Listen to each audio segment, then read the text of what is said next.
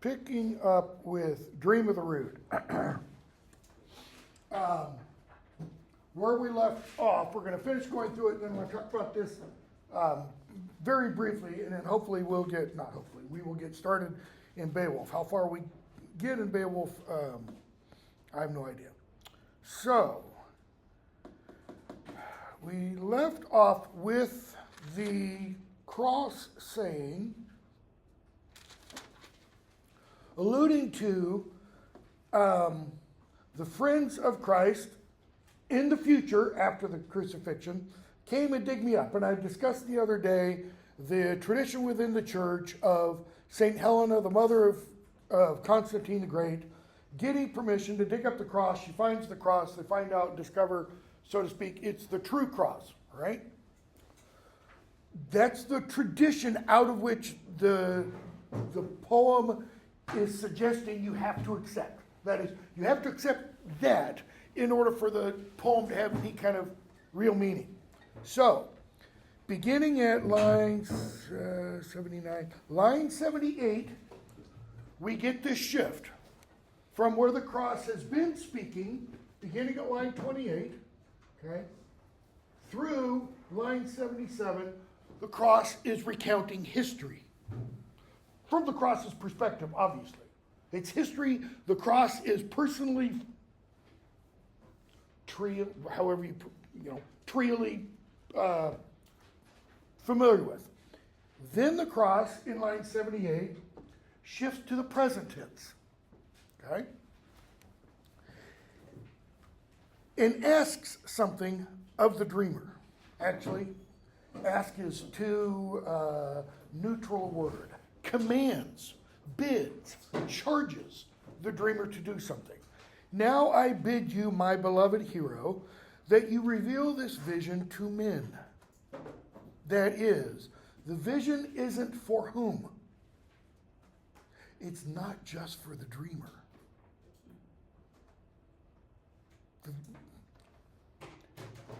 Within the tradition of the church, visions are not for the person or persons who have the vision. The vision is always to be disseminated, always to be spread. Okay? It's for everybody, or at least everybody within that individual's, to use a kind of a modern literary critical term, interpretive community. So the vision isn't for Buddhists, in other words. It's for fellow Christians. Okay? So, I bid you, my beloved hero, that you reveal this vision to men, tell them in words that it is the tree of glory on which Almighty God suffered for mankind's many sins and Adam's ancient deeds. What is the tree of glory? The cross. Okay?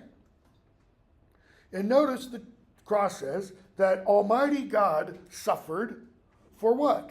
For mankind's many sins and Adam's ancient deeds. Well, what was, quote unquote, Adam's ancient deed? Eating from the tree of knowledge of good and evil. Death he tasted there. This is an ambiguous line. Who's the he? Your book has he capitalized. The Old English pronoun in the manuscript is not capitalized. There's almost no capitalization in Old English manuscripts. Okay? So why does Leusa capitalize it? To make it God. What if it doesn't refer to God? Then you don't capitalize it. If it doesn't refer to God, who does it refer to? What's the most previous proper noun? Adam. Death he tasted there. There where? The ancient deeds. Go back to Genesis. The day you eat of this tree, you will surely die. Death he tasted. He took a bite. Okay? If it's Adam. If it's not Adam and it's God, death he tasted there. Where? Hanging on the cross. Old English poetry is beautifully ambiguous. Okay? Poets intend what they write to be intentionally ambiguous for the simple reason it opens up possibilities of meaning. So, death he tasted there, yet the Lord rose again with his great might to help mankind. Now, the second half in the following line make it sound like he can only be the Lord who tasted death on the cross. But not necessarily. Because death he tasted there could be Adam, and then you get that conjunction, yet. It's a turn. Adam tasted death, what? And stayed dead when he finally died. But the Lord tasted death and then rose again. With his great might to help mankind, he ascended into heaven. He will come again to this middle earth to seek mankind on doomsday. Almighty God, the Lord himself, and his angels with him, and he will judge. He has the power of judgment, each one of them. I completely skipped over the previous passage where he began. Let me back up. I don't know how I did that. Back to 78, because I skipped that whole about 15, 16 lines. Now you can hear, my dear hero, how I have endured the work of evildoers, harsh sorrows. Now the time has come, far and wide. They, men, honor me, men over the earth and all this glorious creation, and pray to this sign. What's the sign? The cross. Why pray to the cross? Literally is what that's meant. Because the cross is, in a sense, an intermediary. Okay? Between humanity and God. It's on the cross that God died. So, the cross goes on. On me the Son of God suffered for a time, and so, glorious now, right, that is, the cross is now full of glory because of its role in the crucifixion and passion and such. I rise up under the heavens and am able to heal each of those who is in awe of me. Who is in awe, who is full of wonder towards me. Once, Roman period, I was made into the worst of torments, most hateful to all people.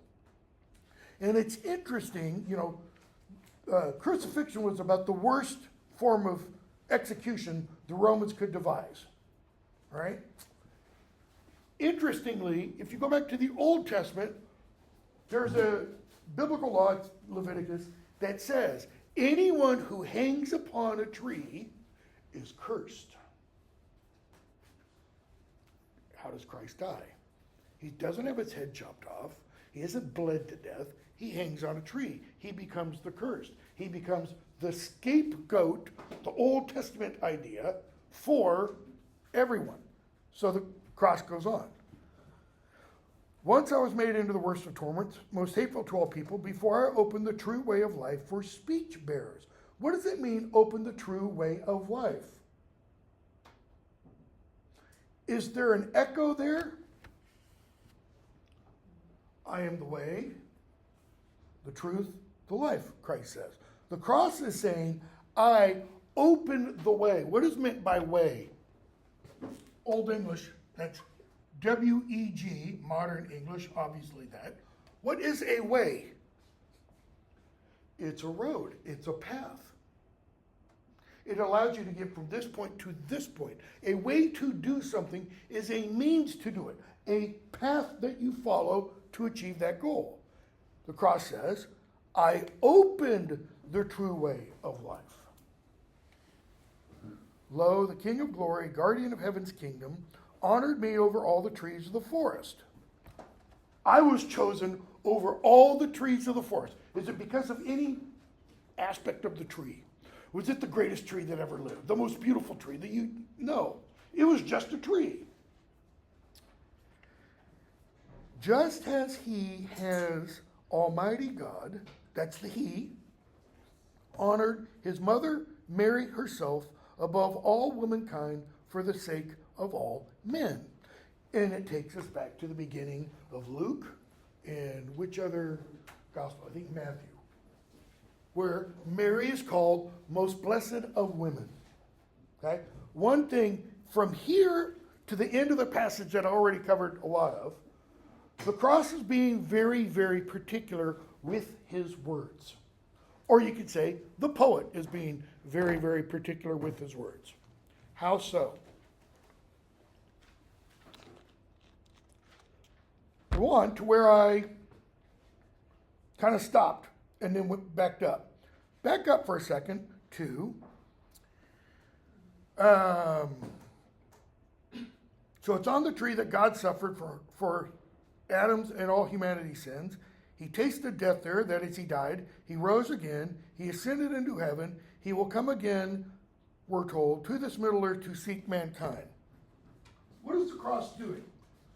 If any of you are from a quote-unquote kind of high church, that is a liturgical church or a church that emphasizes, the quote-unquote historical truths, the cross is, if I can remember how to spell the Constantinopolitan.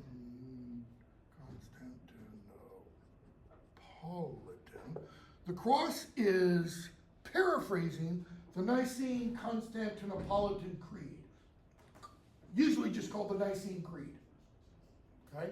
The first part of the Nicene Creed says, I believe in God the Father Almighty. That's it. Maker of heaven and earth. And in the only begotten. And then it goes on and talks about Christ. And it talks about why Christ suffered, was buried, was dead, buried, ascended into heaven, and he shall come again with glory to judge the living and the dead. Look at this. He will come again to this middle earth to seek mankind on doomsday, Almighty God, the Lord himself, and his angels with him, and he will judge. The poet is including in a brief miniature form the Nicene Creed in this. Okay? It's very interesting. It's the only kind of poem in Anglo-Saxon that really does this. I mean, there are all other kinds of quote-unquote Christian poems, but not one that kind of hits the major dogmatic or doctrinal points of the church. And he will judge, he has the power of judgment, each one of them as they have earned beforehand in this loaned, there it is again, lana life, in this transitory, this impermanent life. Okay?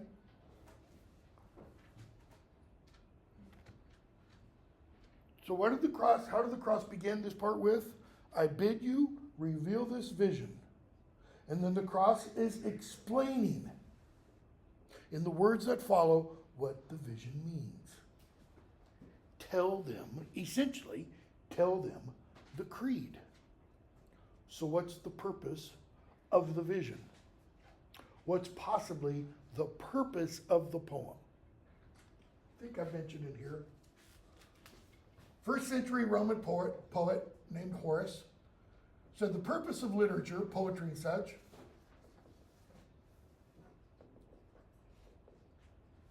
is to teach and delight. There has to be a moral purpose of some sort, but it also has to be entertaining. If you only have the moral purpose, but you don't have entertainment, what do you have? A sermon. That's it. All you have is a sermon. Most sermons, I think most people would agree, not entertaining. If all you do is delight, and there's no moral purpose, then what do you have? A diversion. A diversion from the here and now. It's just designed to take your mind away. Okay? According to Horace, that's not good. Because we have to acknowledge we are in the here and now.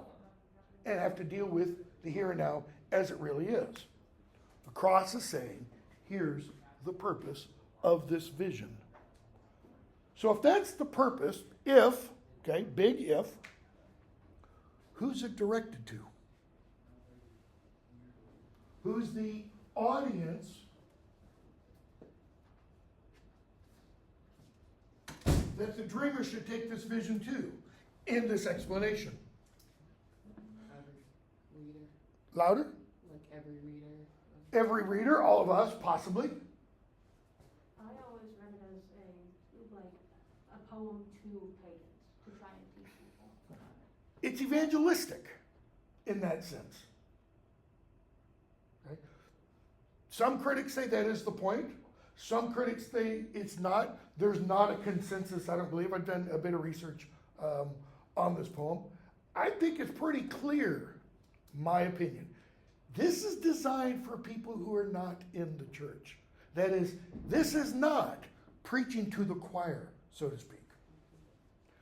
One of the reasons I think that is the case is how does the poet, it's the poet, how does the cross portray Christ? What kind of person? Oh, like a Keep going. A pagan what? warrior. A pagan warrior. He's like a Germanic hero. Okay? He is eager to go to death.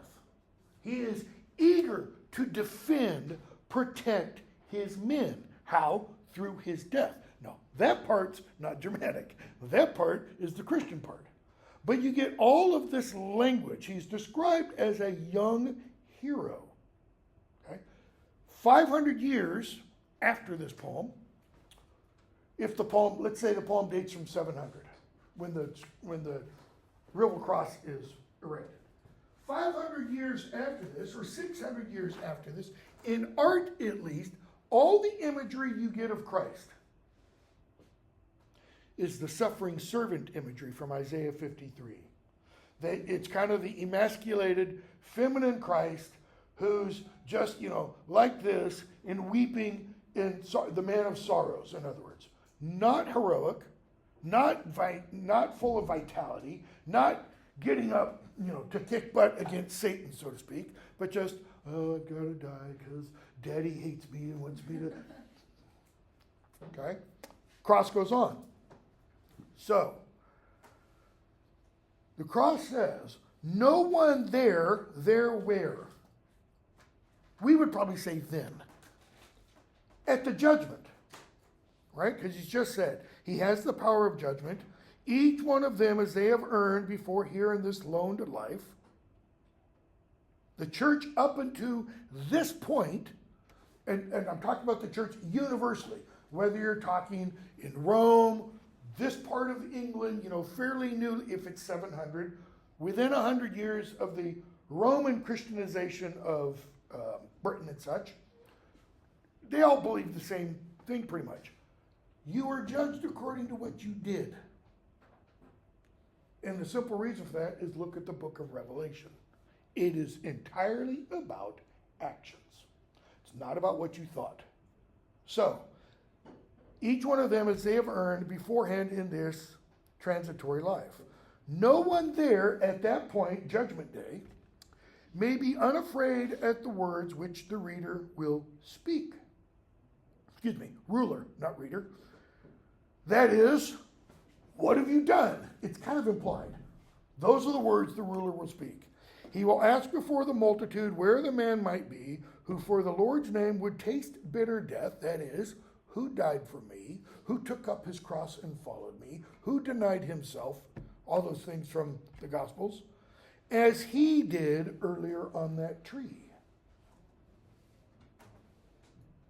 But they will tremble then, that is, the people facing the judgment, and little think what they might even begin to say to Christ. I didn't die for you, so to speak. But no one there need be very afraid. Why the very? Hold on, let's finish the sentence. No one there need be very afraid who has borne in his breast the best of beacons. What's a beacon? It's a big sign. Think of the sign outside LA on the hills looking down.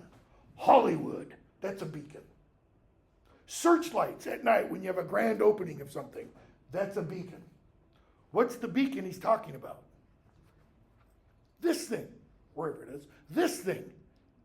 Okay? So he says, no one there need be very afraid who has borne in his breast the best of beacons. Why the very? Yeah, you should still be afraid. That's exactly it. Paul says, work out your salvation with fear and trembling. In other words, it's not just, hey, I believe and everything's fine. He goes on, the speaker, the dream, the cross.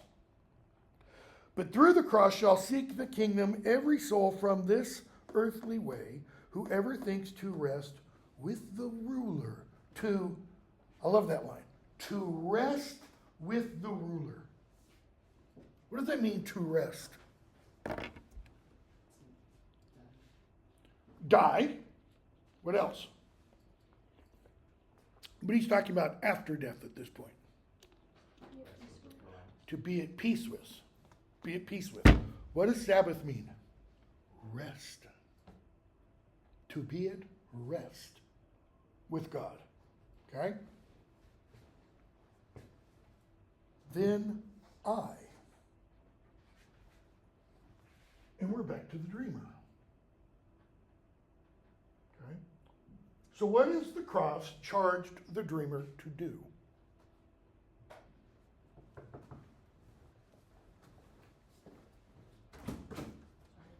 You've been given this vision, now what?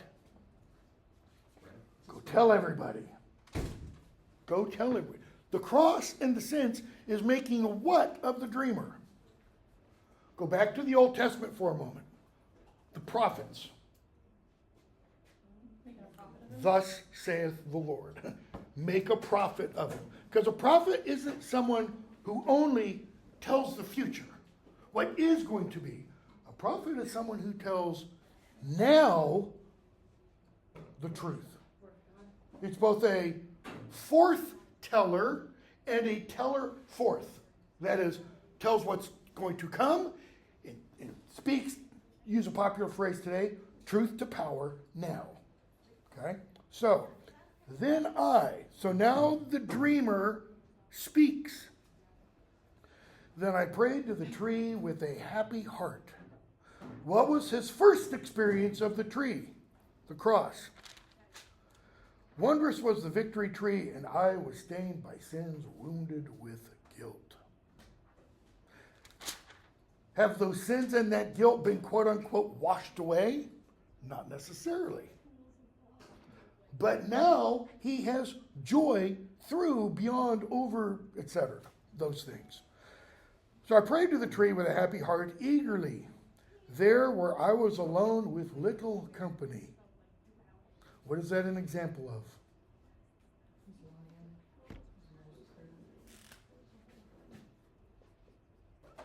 That poetic technique I've mentioned before, litotes. How little company was he with? He was by himself. And there it is again. We've got that single person speaking. And he's going to say some things in a few minutes. He's the last one left of whoever his people are. I was alone with little company. My spirit longed to start on the journey forth. What journey? From here to there, or there, wherever heaven is, so to speak. It has felt so much of longing. Now we've heard two phrases that echo the seafarer. It has felt so much of longing. It is now my life's hope. That is, it's my purpose in life, that I may seek the tree of victory alone, more often than all men. That is, I can do this by myself, not with a group of others, and honor it well. I wish for that with all my heart, and my hope of protection is fixed on the cross. That is, the cross will protect me on this journey. Right? I have few wealthy friends on earth. How many? Litotes, 0. How do I know it's litotes? They have all gone forth, fled from worldly joys, and sought the King of glory. They live now in heaven with the High Father. Now there's a Germanic phrase, the All-Father. Germanic mythology, that's Odin. Okay?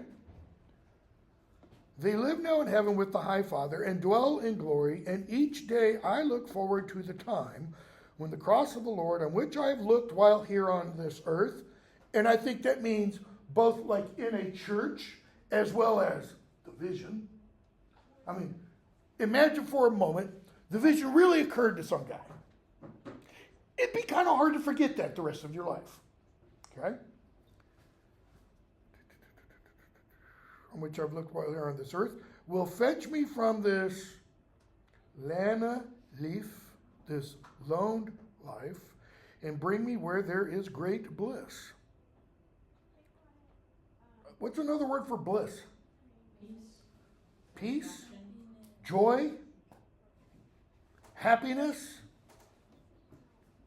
exuberance. All of the above. It's kind of like Valhalla without the slain.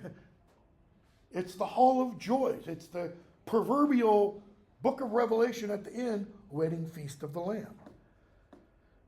Bring me where there is great bliss, joy in heaven, where, and there's a reason why I referenced the wedding feast of the Lamb, where the Lord's host is seated at the feast. The Lord's host. Host sounds like what? His troops. Okay? The host of the Lord, Old Testament references, those are armies of angels. But host is also used in Germanic literature to refer to a king or lord's troops. So God's Germanic armies are feasting at the tables. Using that, facetiously kind of. Where the Lord's host is seated at the feast with ceaseless bliss. Why with ceaseless bliss? Not Valhalla. I guess it ceases at one point up there. Because Valhalla comes to an end. When Balder gets killed, literally all hell breaks loose. And the dead, slain warriors in Valhalla come back down to earth. They fight against the forces of darkness and evil. Not in this one. In this one, it's ceaseless, unending happiness. An unending party, in other words. And then set me where I may afterwards dwell in glory, have a share of joy fully with the saints. May the Lord be my friend. And we get a little shift here, okay? So when the dreamer starts speaking again, at line 122, here, no, not there, where is it? At 126, he's gone to, sorry, not there, 144. Here, he jumps to the future. He talks a little bit about the past in these lines, and then he talks about the present for a few, and now he jumps to the future momentarily. Just to be sure, the past he's speaking of is when he's looking at the cross, right? Line 122. Then I prayed to the tree with a happy heart. That's past tense. Okay? And he goes from there to 26a. My spirit longed to start on the journey forth. It has felt so much of longing. Past tense. It is now. Present tense. Not for very long. 126b to 44a. So it is now. I wish for that. I have few. To. And then you get this long passage that's kind of present, bleeding into the future, but on this at least I've kept it as present, to 144a. Then jumps to the future. May the Lord be my friend. That is, in the future. What is meant by friend? What kind of friend is both the wanderer and seafarer looking for? Gold bearing. Give them treasures. It's called a gold friend, but that's symbolic. Literally within Anglo-Saxon, Germanic, it's also in other Germanic literature, it does refer to here, but it's also metaphorical or figurative. O Lord, who can do what? Benefit me. How? Worldly treasure, which is going to die with me? No. Something more than that. Something above and beyond that. So, may the Lord be my friend. And then we get this long appositive phrase. And it restates and renames the Lord.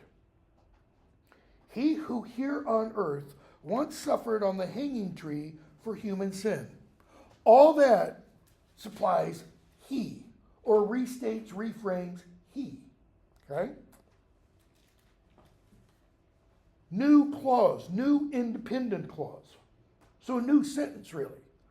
He, and it is going back and restating that same Lord, he ransomed us and gave us life, a heavenly home.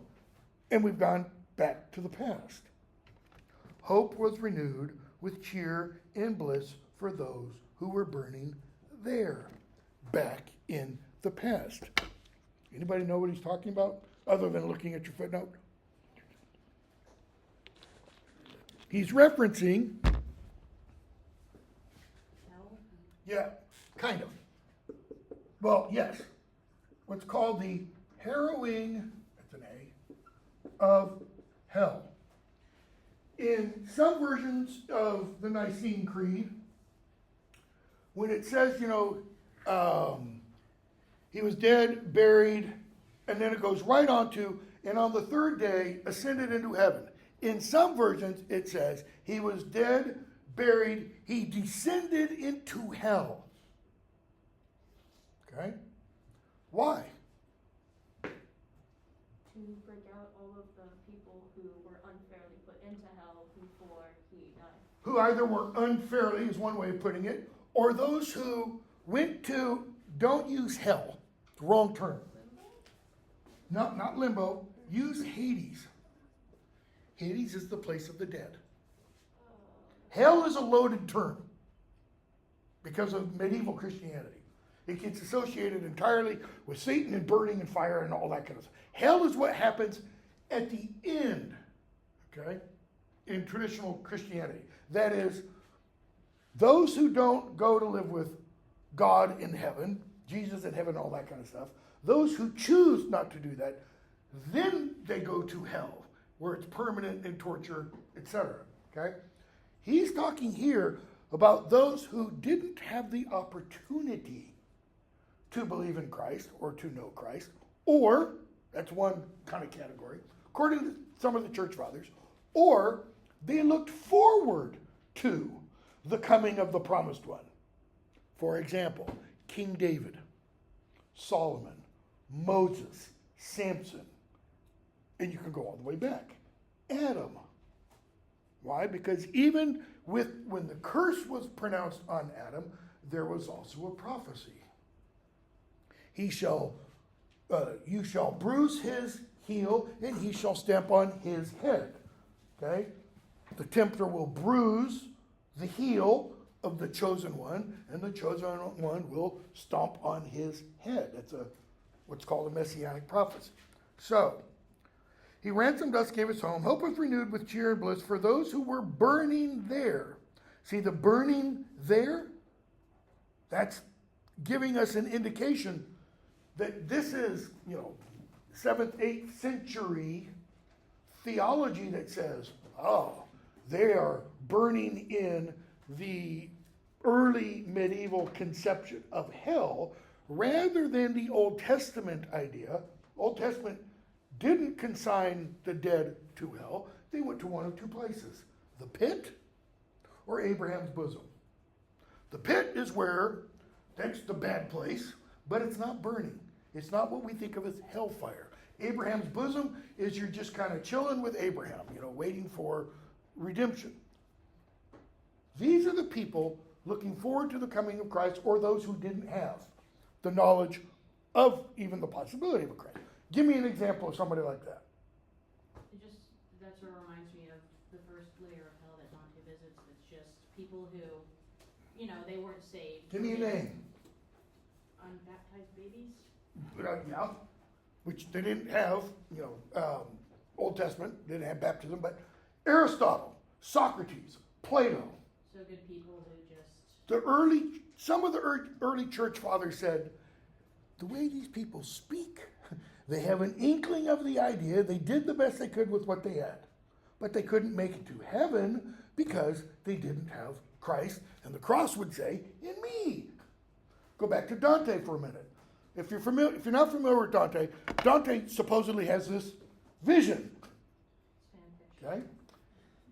And in the vision, he descends into Hades, into hell. He goes through all 9 circles, and he's led by the Roman poet Virgil, the guy who wrote the Aeneid.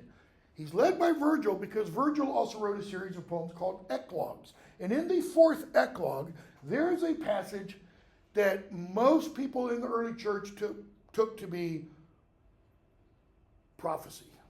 This is talking about the coming of Christ from a pagan Roman perspective.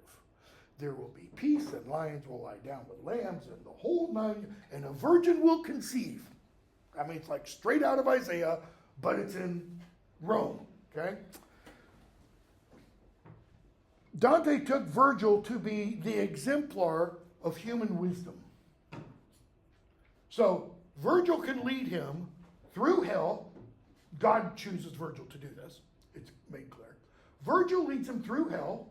They have to crawl down over Satan's disgusting body, and then they come out through the hole at the bottom of hell, and now the world is tipped upside down, and they have to climb Mount Purgatory.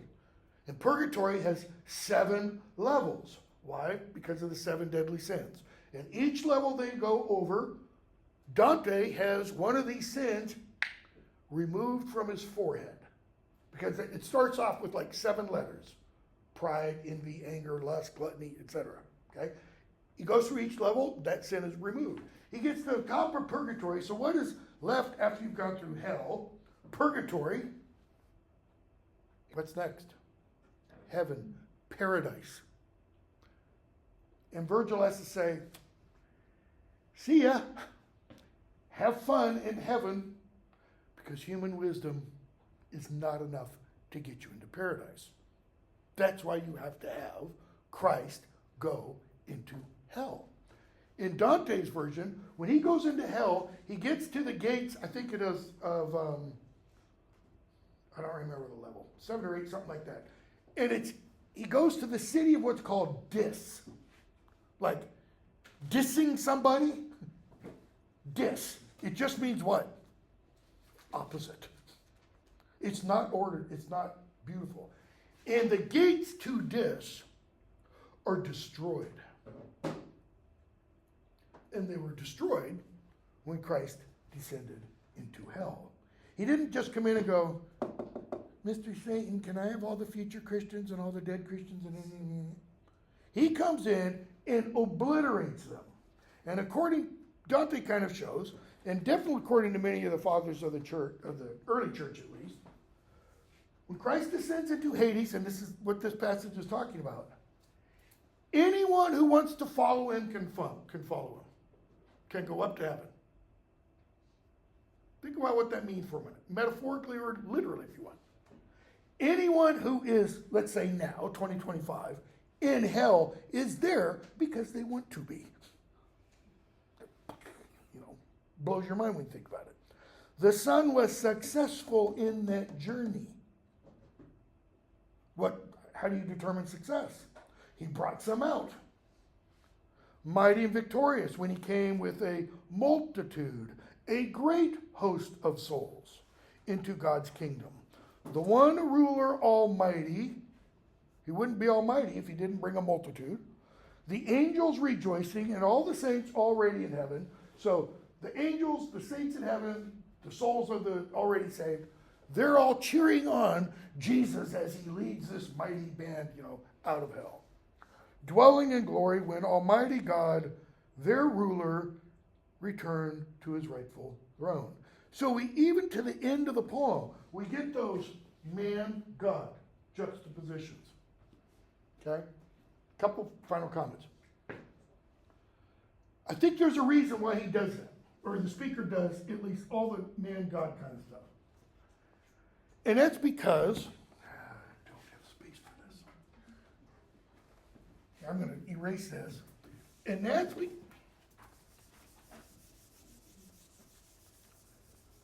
because an early quote-unquote heretic, man named Arius, in early 4th century, he said, Jesus is not God. the Christ is not God. The Christ had a beginning. He didn't mean when he was born by Mary. He means, when I did the thing with Boethius and God is out here and everything else is down here, well, the second person of the Trinity is not, it's not like God, big chasm, everything else down here. It's God, and then like over here, Son. Arius said, there was a time when the Son was not, which obviously means what? Not eternal. Not outside of time. Okay? He said he's like God, but he's not God. He's not the same as God. I'm trying to decide if I need to go into.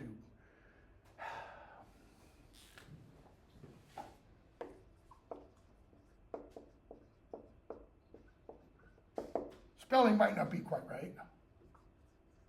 Pretty sure it is.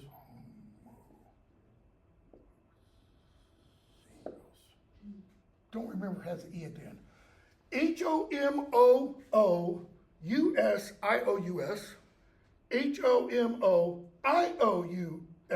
Homoiousious. What's the difference, spelling-wise, between those two words? One letter. This letter I. This word means of the same essence, of the same stuff. Remember the other day I had substance and accidents, of the same substance. This means with the I of a similar substance, of a like substance. If it's similar and it's like, it's not the same. This is the language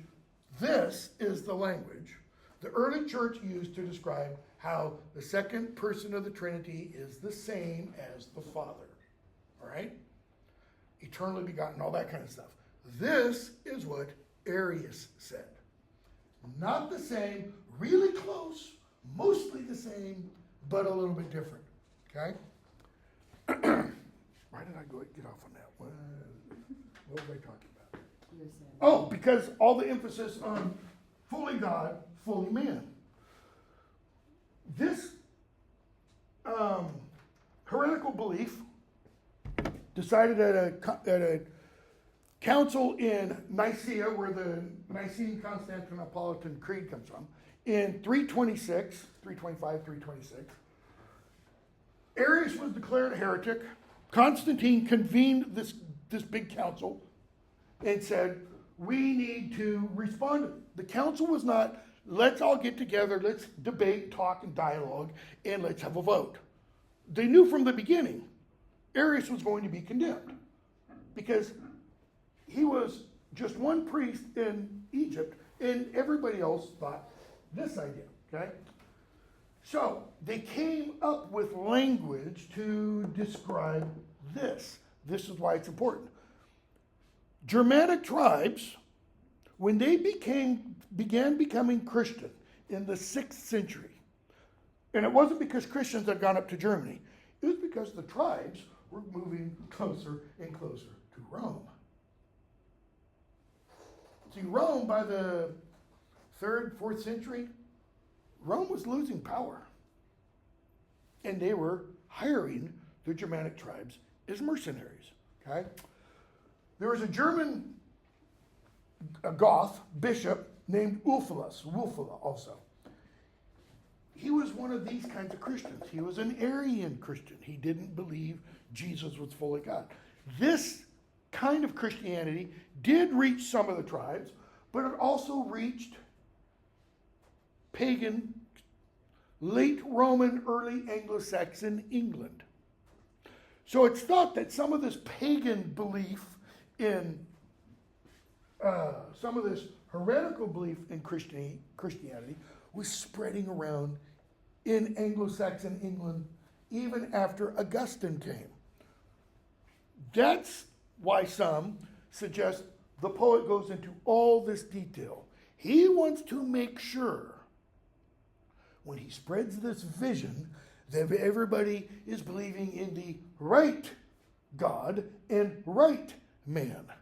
the right Jesus, not left, right, but correct, rather than this heretical version. Okay? And that's why some have suggested you get this mini creed, M-I-N-I, buried, embedded within the entire poem. Okay? I know that's a lot. Sorry, I don't mean to turn Monday mornings into Sunday mornings. Okay. Wednesday. Anything else to? Any questions about Dream of the Rood before we go on? Because we're going to start Beowulf. Already? Yep. Okay. Let me. That's Beowulf. That stays. I can get rid of this. I have a whole bunch of stuff I need to put on D2L. Most of the Beowulf stuff I already have up. I am going to put some other things, maybe about the Dream of the Rood, images of the cross, maybe the Nicene Creed, some other things. I need to back up for a moment. I think this was on that one lecture that I wasn't in class for because I was sick or something or sore. So I'm going to back up real quickly. And talk about a general Anglo-Saxon thing. What time is it? It's 9:27. We don't have a 2:05. And then get into at least some of the background of Beowulf, if not the poem itself. There are 4 major manuscript collections of Anglo-Saxon or Old English verse. Okay? These are major individual, think like this. Volumes, okay? Manuscripts, though. They're not books that we think of as a book. All right? Their names are, and these are the names for the manuscripts come either from the names of owners at one point or locations where they are quote-unquote owned. So you have the Junius manuscript, the Exeter manuscript, the Vercelli manuscript, and what is just colloquially called the Beowulf manuscript. It's also called the Noel Codex, okay? Junius is named after a guy in the 17th century who owned it, Franciscus Junius, right? And I'll talk a little bit about that in a moment. Exeter, after the town of Exeter and the cathedral of Exeter. We know this manuscript was in the cathedral of Exeter, I think, as early as it's either 1005 or 1015, something like that. So that's one manuscript we can date pretty specifically in time to it was there, which means it had to have been written by that 1005 or 1015. The Vercelli manuscript is named for its location in a church in Italy. It's all Anglo-Saxon, none of it's Latin, Italian. And then the Beowulf manuscript, or the Noel Codex, because of a man named Lawrence Noel who owned it in the mid-16th century, the 1500s, right? The language in these manuscripts, and the manuscripts themselves, has been dated to roughly 975 to 1025. There's enough written material of Old English in the variety of dialects, paleographers and philologists can date the language as it develops through time, right? So the manuscript, the text in these manuscripts, they all date from roughly this time period. That doesn't mean this is when all these poems and stuff are composed. It just means these are the forms we have them in, right? Most Old English poetry exists in one instance. There's only one Beowulf. In fact, the name Beowulf is only mentioned in, I believe it is 2 other sources other than this poem. One's a charter.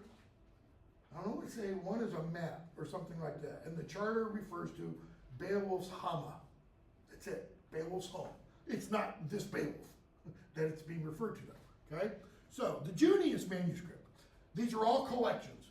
The Junius manuscript, some of the kinds of poems it has the poems, go back to Bede, and what Bede tells us about Cadman, okay?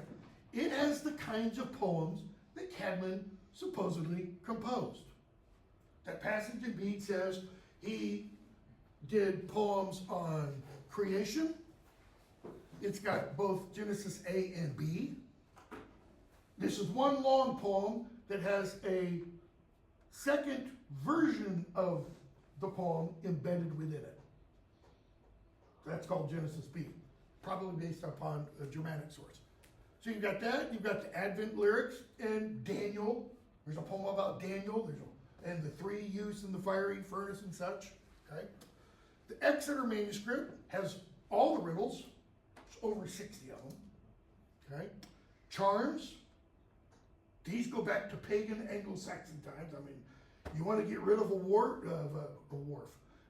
I combine wart and dwarf there. You want to get rid of a wart, there's a charm for that. You want to get rid of a dwarf, there's a charm for that. You want to get rid of a upset stomach, there is a charm for that. Many of the charms are a syncretism of pagan and Christian elements. So they use these pagan terms, like there's this one where you pray to Nerthus, Nerthus, Nerthus, Nerthus, goddess of the earth. Pagan Germanic. But then you also sign yourself with the sign of the cross, like 3 times. You're essentially, you're covering your bases. Maybe there's gods of the earth, maybe there's this Christian God, okay?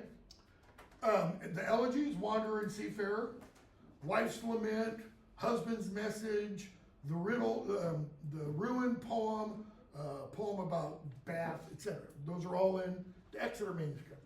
The Vercelli manuscript, Dream of the Rood. It also has a poem called Andreas, about St. Andrew the Apostle. It's got the Fates of the Apostles and the Elena. I've got asterisk for those 2 because those are 2 of, I think, 4. I can't remember what the other 2 poems are. 2 of the 4 poems that we actually know the author in Old English. Okay? It's a guy named Beowulf. We know he's the author because he writes his name in an acrostic in the poems. Like a hidden code. It's like a tag. Yeah, it's like a tag, okay? Really cool. And then Beowulf. Beowulf has 5, the Beowulf manuscript. I was going to put up this. The Beowulf manuscript was originally part of 2 manuscripts that had been put together, okay? The Noel Codex, which is this part, is part of the Townley, but you don't have to know that one. So the Beowulf manuscript has 5 parts. It's got Beowulf. These are not in order, by the way. It's got Beowulf. It's got a poem called Judith about the Jewish heroine Judith, who lops off a guy's head after he tries to rape her. Okay? You'll hear in English literature every now and then from the medieval and Renaissance period about Judith and Holofernes. And there's a famous painting, I'm trying to remember, Rubens, Rembrandt, somebody, and it's of Judith holding Holofernes' head. Okay? Wonders of the East, which is a travel poem or story. Life of St. Christopher, the St. Christopher, St. Christopher medal. Letter Alexander to Aristotle. This manuscript has been called by some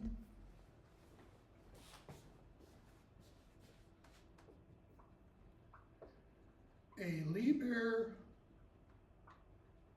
Monstrorum. Book, what's it sound like? Book of Monsters. Book of Monsters. Okay. There is also another book in the Middle Ages called the Liber Monstrorum. Right? This is called a Book of Monsters because of the monstrous acts and people that we see in these works. Like, For example, Randall? Beowulf. Okay. How many of you have read Beowulf? Or portions, passages, high school, crappy English classes and such. So what does Beowulf have in each hand? A weapon? I mean, at some points he does. The strength of 30 men. Right. So the strength of. That's 60 a men. monster. So the strength of 60 men overall? Yeah, okay? Well, and then there's Grendel and the dragon and Grendel's mother. Those are all monsters, okay? Judith. There aren't any literal monsters, but you do have a woman cut off a man's head. And in this time period, that's pretty monstrous, you know? The rape part, depends on which side of the divide you're on, male or female, okay? Wonders of the East. This is about a guy's journey into what today we would call Jordan, Syria, Iraq, Iran, and such. And what does he meet?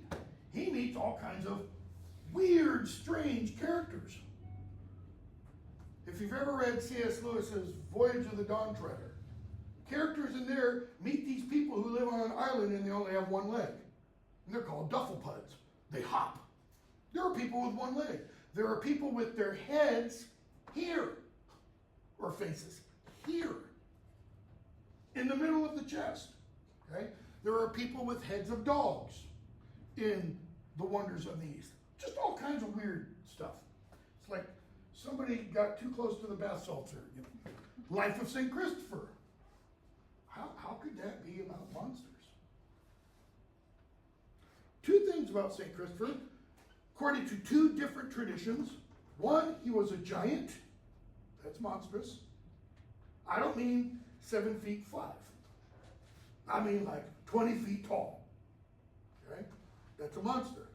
Another version of the St. Christopher is he was a dog-headed man. So body of a human, head of a dog. And it's when he meets Christ, the Christ child comes to him, that he gets transformed into a human. What does the name Christopher mean? Christ bearer. That's why the medal of, if you have a St. Christopher's medal, you have this guy carrying a baby on his shoulder.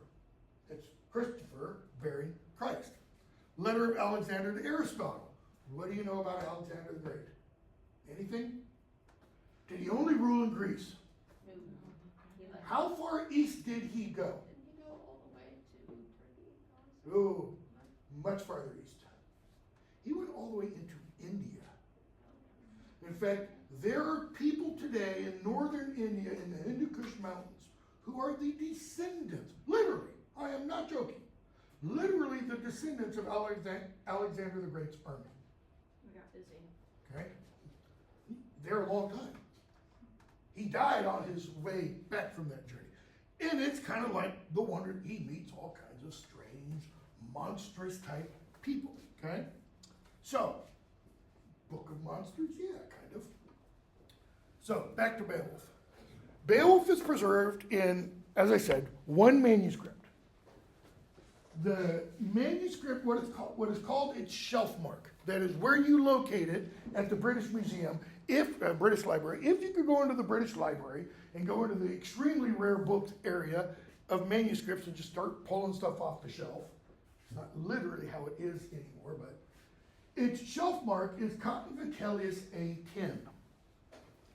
Why? Why don't they use the Dewey Decimal System or the Library of Congress system? And this predates the Library of Congress. Library of Congress begins when? Anybody know? Thomas Jefferson, when he donates his library to the University of Virginia, which becomes, his donation, if I remember correctly, became the foundation for the Library of Congress. Well, Cotton Vitellius, do the cotton part first. A collector in the 17th century named Robert Bruce Cotton. He was an antiquarian. That means he bought up all kinds of old stuff. And he bought up a ton of manuscripts, all right? Which is good because if he hadn't, they probably would have all been destroyed. He donates upon his death this bunch of manuscripts to the British Library, which is already in existence. But in 1731, well, let me go back. So say this room is Sir Robert Bruce Cotton's library. Okay? Wood paneled walls, the whole 9 yards. Along these walls, he would have what they call book presses. We call them bookcases. So you'd have a bookcase, and then another bookcase, and another bookcase, all the way around the room. On top of each bookcase, he had the bust of a Roman emperor. So Nero, Caligula, Claudius, Octavius, Augustus, etc. Vitellius is one, did not rule very long. So the Beowulf manuscript is in the bookcase that had Vitellius on the top. So if he took it down and read it, he would put it back there. A10 refers to A, top shelf, first shelf in the bookcase, 10th item in from the left. It's a pretty good classification system if you know and can recognize all the Roman busts. They probably have names inscribed on them, I think. Okay? When we get to Sir Gawain and the Green Knight, if we get to Sir Gawain and the Green Knight, we'll see that manuscript, the poem survives in one manuscript, and it's Cotton Nero, sorry, not A10, left off the letter, A15. It's Cotton Nero A15. The Sir Gawain and the Green Knight poem survives in Cotton Nero A10. So they're close to each other, okay? The poem, the manuscript, as I said, dates roughly 975 to 1025, okay? Called the Noel Codex. In 1731, this is before these things get donated to the British Museum, British Library. Then it was the British Museum, I think. He has a fire in his house. It's called Ashburnham House. The Ashburnham it's not like a pun, like burn him to ashes. It's just the name of the house. There's a fire. The library's on fire. His servants and such come in, and they start pulling books and manuscripts out of the bookcases, break a window, and start throwing them out. Thankfully they did, or, well, some of you may think not so thankfully, we would never have this poem. If you look at, and I'll put some pictures also up, if you look at in your book, depending on which one you have, nope, that's for Shelley. Let me see if there is one in here. Your book, I'm pretty sure, has, but I'm not finding it, so I'll just post a couple. The manuscript did burn. So here, let's say this is a manuscript. So it doesn't have this kind of glued binding. It's just sewn. But if this is sitting on the shelf, what part of it's going to burn easily? Notice how I'm holding it and what automatically happens. This part opens up a little bit. What does fire need? It needs oxygen. There's no oxygen here. Try and take this outside with a lighter and try to light this part on fire. You'll be there for hours. Try to light this part on fire, and some of these pages will start to blacken and crumble and burn. That's exactly what happened to the manuscript. So the manuscript, if you were to look at it, it comes like this, and then it's just kind of jagged on this outside edge. And because of that, parts of words have gone missing over the years. Yeah, there it is. In the third edition, I think. Yeah, 84 in the third edition. So, looks like that. That's the opening page of Beowulf.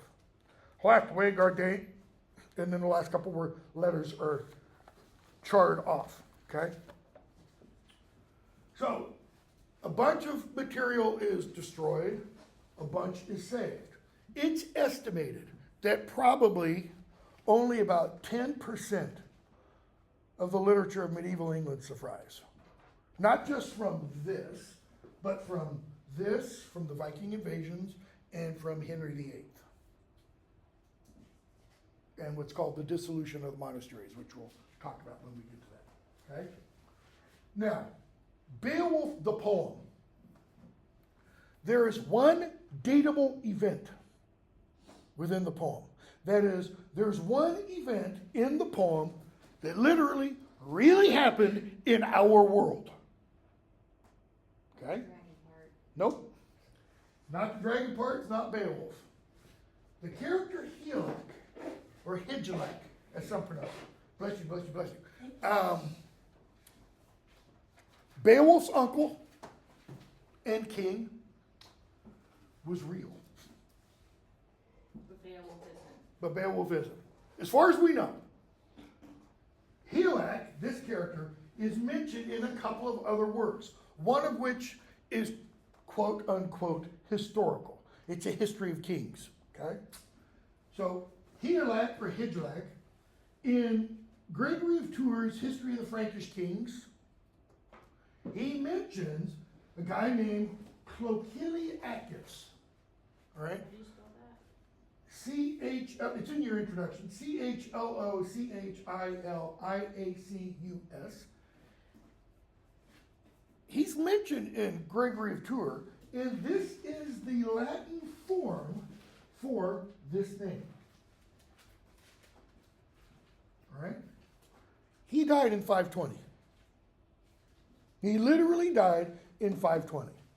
In both, I think it is Gregory and in another book, an anonymously written book, the Liber Monstrorum, they both say that you can go to the Rhine River. They don't give exact locations, but somewhere in the Rhine, there is an island. In that island, or on that island, you can go to Higelac's grave. And others have suggested, they've seen the bones, the giant bones. Because Higelac was supposed to be, I'm going to add an ish, giantish. Not a literal giant, but really tall. Like over 7 feet tall. Okay? Which means, I'm 5'10", my femur's probably about that long, his would probably be about that long. That's what would make you think he's a giant. That's the only dateable thing. Now, there are peoples that are dateable, so to speak. I mean, the Danes, those are real because they're still around, Trump and the Danish Prime Minister are haggling over Greenland and all that kind of stuff. The Geats, they were a real people. They're totally gone. And oddly enough, the poem implies that they're going to be wiped out shortly in the future, at the end of the poem, and shortly around the time the poem is possibly composed, definitely by this time, they're gone. They have been wiped off the face of the earth. They're no longer referred to anywhere, but they are referred to in stories that deal with this kind of time period, okay? In the Swedes, they're still around, all right? So, a big question about Beowulf is not who composed it, because we'll never know that. That is entirely unknowable. Though a couple people have made suggestions. So when is it composed? Okay. So the world of the poem, probably 6th century. All right? So when was the poem composed? There are 3 basic ideas. 3 dating periods, early, middle, and late. The early period suggests the poem's probably originally composed, and that means up here, orally, mentally composed by the first poet who, Beowulf, sometime around 670, 675 or so, to 750. All right? And I'll talk about why in a moment. I'm going to skip the middle one for a minute and go to the last one. The late date is sometime after 900 to latest, probably 1025. Okay? And you can emphasize a really late date of 1000 to 1025. There are a few who suggest it's that late, not many. One of whom is pretty major Beowulf scholar, used to be at University of Kentucky, retired now.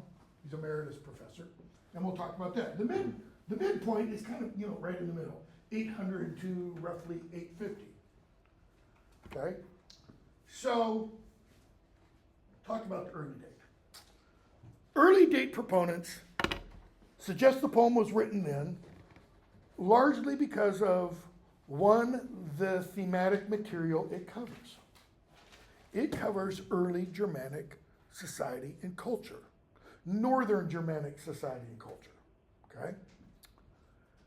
And you don't see a lot of overt Christian ideas or people or place names. Jesus is never referred to. Mary is never referred to. None of the saints are ever referred to. I was going to say no biblical stories are ever referred to, but that's not true. There is one. There's possibly more than one. There is an emphasis on kind of a pagan ideology, all right, throughout the poem. For example, this runs rampant through the poem. If you have a Norton anthology of English literature, if you were taking this from somebody else and they were using the Norton anthology, at least as of up until 10 years ago, the Norton anthology used to have a line in its introduction to Beowulf that said, the idea of feud is peripheral to the poem.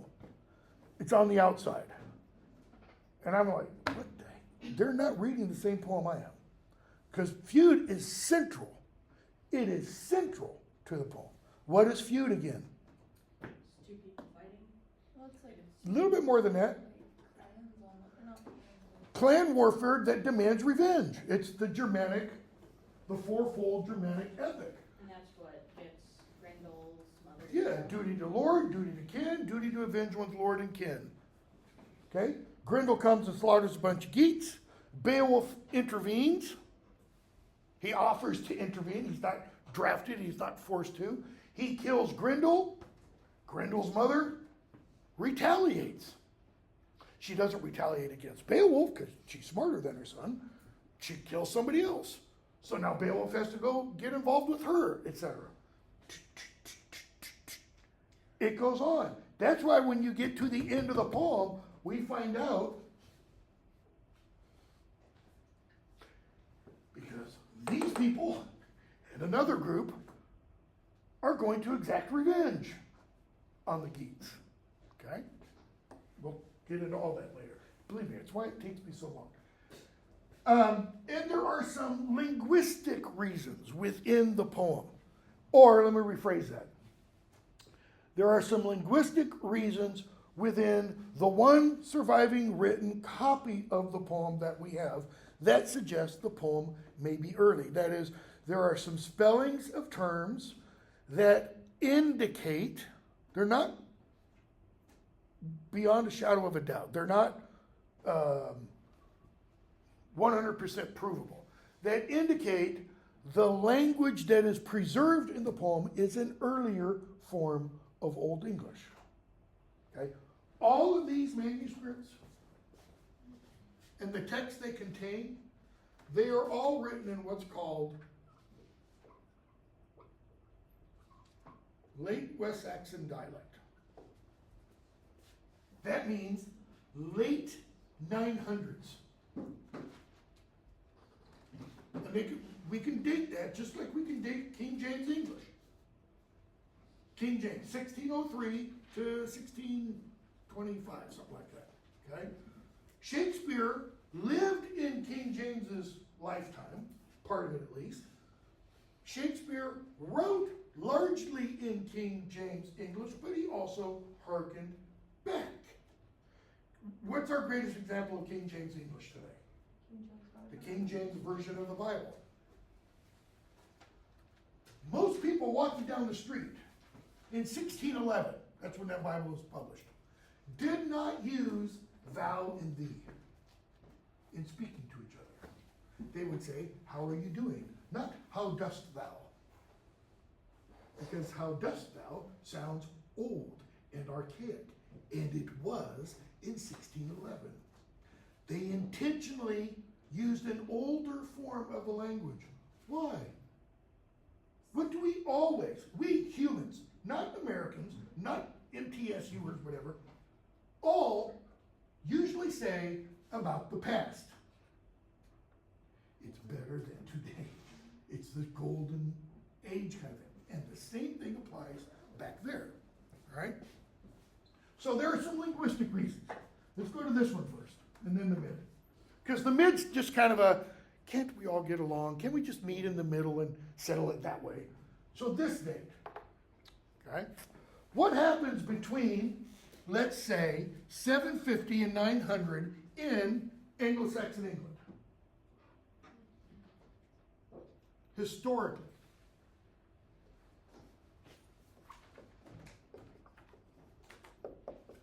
The Vikings. Okay? The Vikings begin invading 787. Well, first reference 787. 793 is the first actual Viking landing. What do the Vikings do for approximately at least the next 100 years? And it's actually more than that. They raid and raid and raid, and then eventually they start to settle down. They intermarry, which is why, if you look at a map of England, if we had a map of England right here, and you look at East Anglia, which is the big bump off to the right or to the east, almost every place there has a Viking place name. If your name ends in Burg, Borough, those are the same, by the way. Are we a Viking place then? Thwaite, those are Viking names. Borough, Murphy's Borough. Thornburg, that's Viking, essentially. Okay? The Vikings come in. They take over many places. It's only in, 878 that Alfred stops them for a time. They get 20 years of peace under King Alfred, and then the Vikings start again. His grandson finally totally defeats the Vikings. It's a battle of 5 armies. That's where Tolkien gets the battle of 5 armies for The Hobbit. In fact, he not only defeats the Vikings, he defeats the Scots, he defeats the Irish, all in this one huge battle. And then you get a period of relative peace. 900. Anybody remember the date? I don't expect you to right now. 991. You have that Battle of Malden. Vikings against English. It didn't have to be fought. The English king at the time had already paid tribute to the Vikings. But the local English leader, when the Vikings essentially challenged his manhood, said, "Oh yeah?" And he leads his troops into battle, and they get slaughtered. Okay? So, who are the Vikings, and what is their relationship to Beowulf?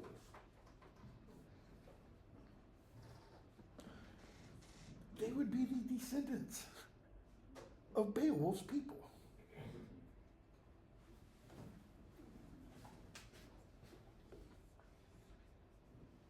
Most of the Vikings who came into England were Danish and Norwegian. In fact, in a lot of the historical sources, when they talk about, the Vikings coming in, they don't call them Norwegians and they don't call them Vikings. They call them one of 2 other words, Danes and heathens. Not pagans. It's interesting. Heathens. What's the difference between a pagan and a heathen? A pagan is someone who doesn't know the quote-unquote truth or the gospel. A heathen is someone who doesn't care. That is, they've heard it, but they don't decide to join it, so to speak. Right? Most of the Vikings were Danes. There were some that were Norwegians. Svein Forkbeard that I had up on the board the other 1016, he was Norwegian. So when he becomes king, he's king of England and of Norway at the same time. His son, Canute the Great, both English and Norwegian. He unites those 2 kind of kingdoms. So Why did I bring this up? If these people start invading in, let's say, 793, and you've got a couple hundred years of this marauding, pillaging, destroying, etc., going on, why in the world would someone compose a poem celebrating the descendants of these people, terrorizing, essentially, your homeland? Qualifier, caveat. England, Britain is not the world of the poem. What is? Northern Europe. This all happens in the land of the Danes and the Geats. There are a couple references to Sweden and some things like that. So how can I say it's, your homeland? What languages is written in? Saxon dialects. Anglo-Saxon, Old English. It's not written in Old Norse, the language of the Vikings. It's not written in Danish. It's not written in Swedish.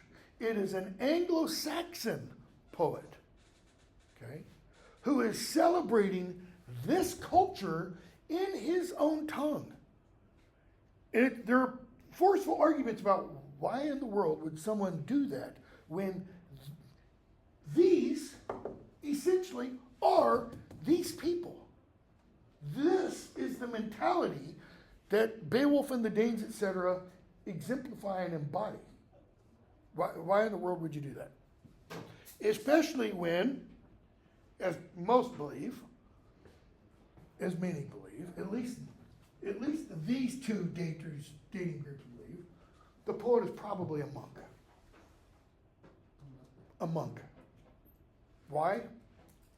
He'd have the education. There are a lot of literate parallels in this poem.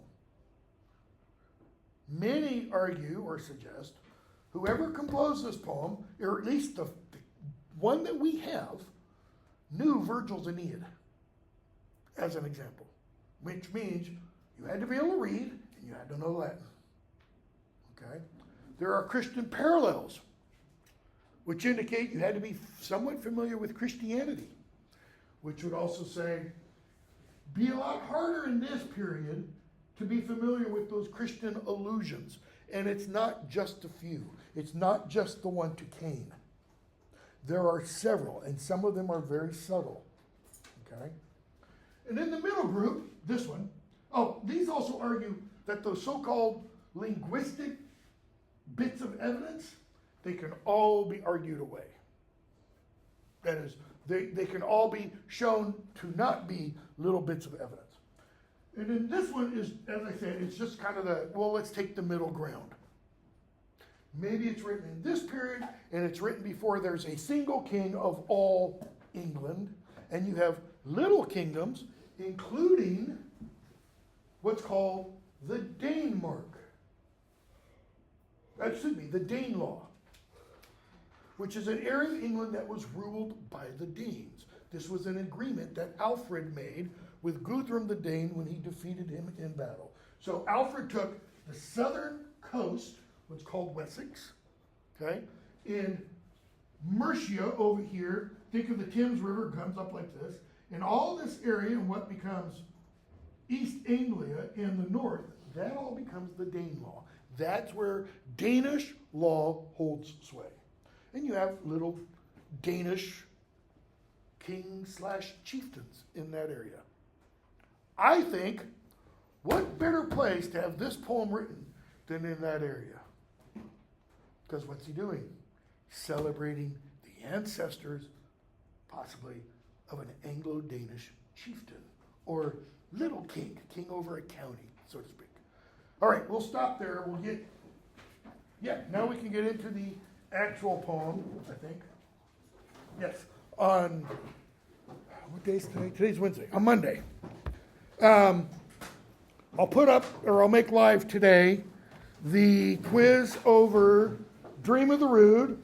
The Wanderer Seafarer quiz is due tonight. I'll make the Dream of the Rood one good until Friday or Saturday evening.